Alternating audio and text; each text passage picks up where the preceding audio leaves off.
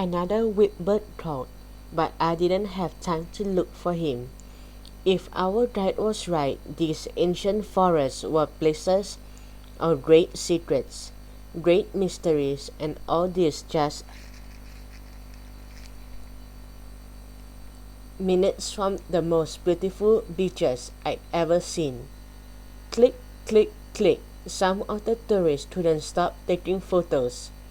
Then they gathered around Trent as he told us the story of the trees.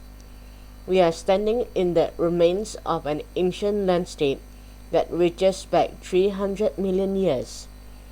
At that time, Earth had a single landmass named Pangaea. Then 225 million years ago, Pangaea separated into two supercontinents, Gondwana and Laurasia. Gondwana consisted of Australia, South America, Africa, India, Arabia, and Antarctica. But 100 million years ago, Gondwana began to break up. The land masses of South America and Africa separated first, followed by Madagascar and India. In fact, in ancient times, part of the northern India was home to people called Gonds. It's like everyone in the world came from the same place, Rochelle commented. What a shame they can't all be friendly and forget their differences. Trent agreed and went on.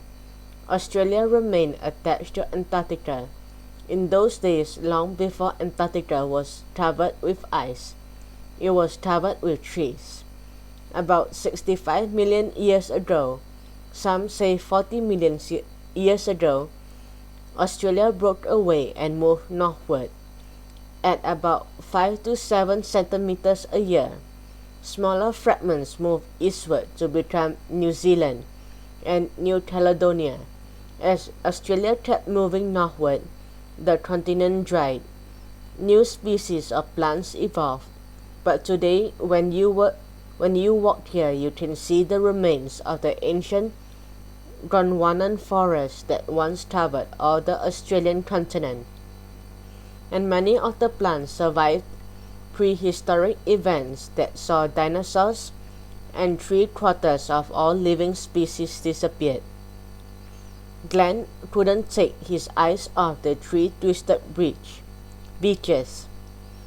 How do they grow? He wondered out loud. From seed? Trent pointed to the base of the trees. No, they sent out new roots from the original trunk. These shoots eventually grow into a clone of the parent tree, forming a ring of trunks, all belonging to the one tree. Click, click, click. Trent waited while some of the tourists took photographs, and then started off down the track to show us Mount Warning. The others followed, but Rochelle, Glenn, and I couldn't leave the mighty trees. Imagine dinosaurs walking around here, Glenn said wide-eyed. Chang, do you think some of them might have survived? I was about to answer when a crashing, smashing sound came from the deep gorge beside the track.